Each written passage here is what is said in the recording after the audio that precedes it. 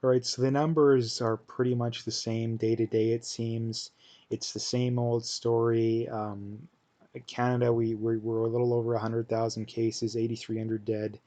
Alberta, 46 new cases. Again, we're having in the 30 to 50 range every day for the last couple weeks now, roughly. Active cases tick up a little bit. Hospitalization numbers are steady. The deaths are slowing down. And if you look at the death rates in the states too, the number of daily new deaths are going down. If you look at the number of new cases in Ontario, for example, they're staying very steady. The main reason that Alberta's cases are going up is because we're increasing tested. We tested around 9,000 people yesterday. When we first got into this, people are talking about, oh, we're having comparable numbers to we did in like mid to late March. But we are testing like 3,000 people a day. We're testing 2 to 3 times that many now. It would be the equivalent of having like 10 new cases a day in March, and no one would have been worried about that back then. No one would have been worried. So the point being is that we're not having this mass second wave, at least at this point. I've always maintained there will be a second wave. The other thing that I've been saying for a while now is it's highly unlikely the second wave will be anything we had to worry about.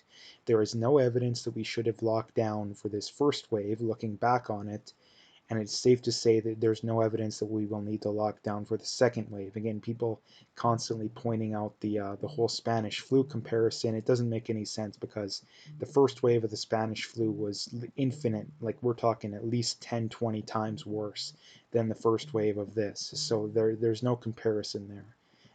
The only reason to even think about closing things down is if the hospital systems are going to be overwhelmed. That is the only reason to even consider it, and we weren't even close to that the first time around. We were not even close to that the first time around.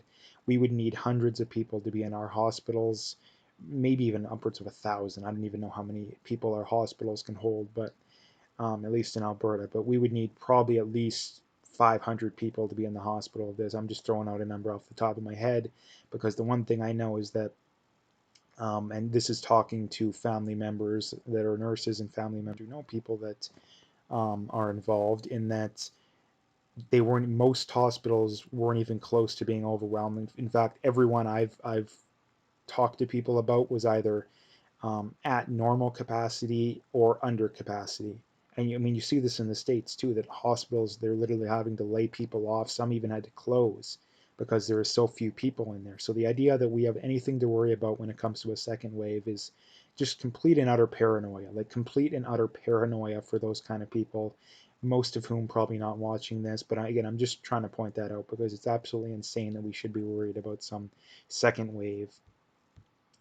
Again, the numbers of the states, have been pointing those out for the last week or so just to kind of prove my theory that we're not seeing this massive increase in cases. We're just not seeing it. We're just not seeing it.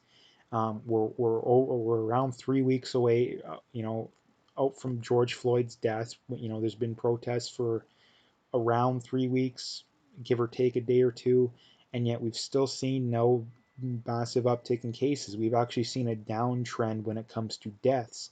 So there's no evidence to point out that any of this stuff is anything we should be worried about. No evidence whatsoever. So again, just wanted to point that out. Now, I do believe that there is to be fair, maybe a small link, but again, it's just such a small link that it's largely nothing we have to worry about because it's statistically insignificant. It's literally the equivalent to a rounding error, in that the test positive rate in Alberta and pretty well everywhere that I've seen is still the same as where it's been for a long time. The thing we need to be worried about is if the test positive rate goes up, and it hasn't, so we don't have anything to worry about. So getting to some other stuff here. Um, this is from Cambry on Twitter. She says, "Never forget Democratic mayors sent SWAT teams to shut down churches and barber shops, but let looters and Antifa burn down cities." Again, I've pointed this kind of hypocrisy and double standard out at nauseum, but again, so many people still seem to not even really care for whatever reason. So I had to point it out again.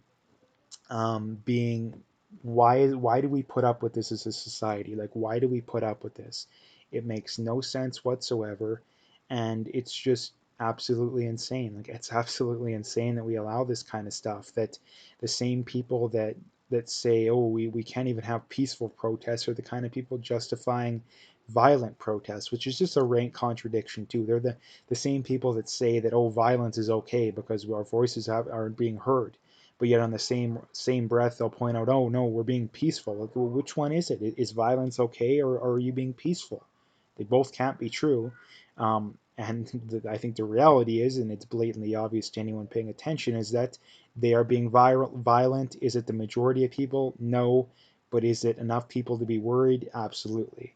Absolutely. And the fact that most of these people are perfectly fine justifying the violence just goes to show that I don't care about whether or not you're being peaceful. If you're justifying violence, especially for something that's completely unjustified too, like I've made this point ad nauseum, but what do you have to protest? Like, they don't have anything good to protest too. They're protesting for something that flat out doesn't exist, and they always have to retreat to this whole slavery argument, which honestly is not a fair thing to point out too, because nobody that is alive right now owned slaves, and no one that is alive right now was a slave. You probably don't even know a family member who can remember those times.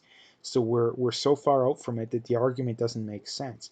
The whole problem with this kind of stuff is ignoring the negative ramifications of the welfare state and the ramifications that come behind that.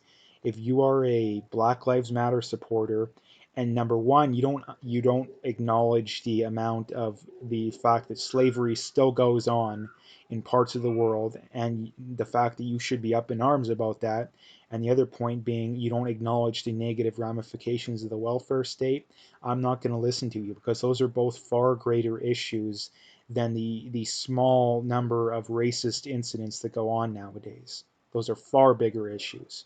So again, until they acknowledge that kind of stuff, I'm not going to be worried about the Black Lives Matter stuff. Um, so this is from Tim Pool again. More hypocritical garbage.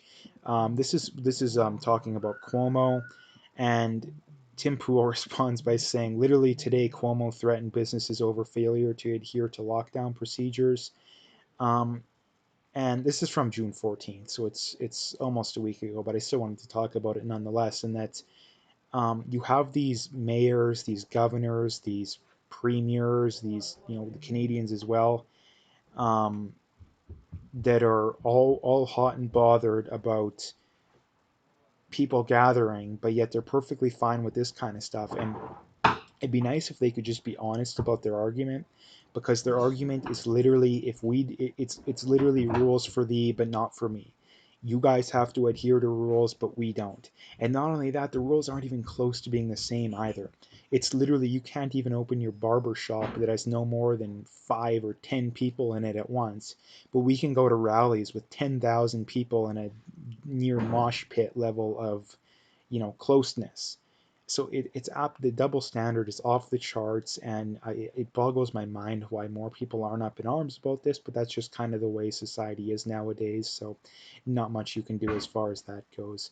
So anyway, this is from Alberta Wild Rose on Twitter, and they say, I mean, they just quote this being in 1964 on the floor of the U.S. Senate, Democrats held the longest filibuster in our nation's history, 75 days, all trying to prevent the passing of one thing, the Civil Rights Act. And again, this is one of when I talk about public schools and how terrible of a job they do teaching history, is they don't teach you this kind of stuff. They don't teach you that the Democrats were always the ones that supported slavery and racist laws. It's literally from start until today, the Democrats have always been the ones that support racist laws. They were the ones that supported slavery. They were the ones that were against the Civil Rights Act, and they're the ones that are for these diversity quota hiring policies that are by definition racist. And the argument that they point out is the big switch, which isn't a thing. There's no evidence to back it up. And even if there is a big switch, then you must have argued that it should have happened very recently, because the Democrats voted against the Civil Rights Act.